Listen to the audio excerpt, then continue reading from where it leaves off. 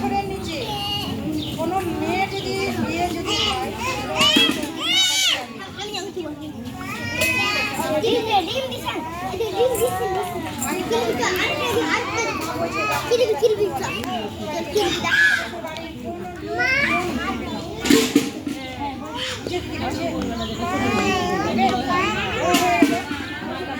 মায়ের কাছে একটা ছোট বাচ্চা মেয়ে যদি মানে নাবালিকায় অবস্থায় যদি বিয়ে দেয় তাহলে ওর বিভিন্ন ধরনের সমস্যা হয় কি না?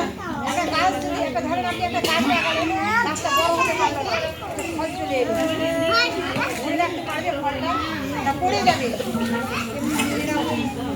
নাবালিকা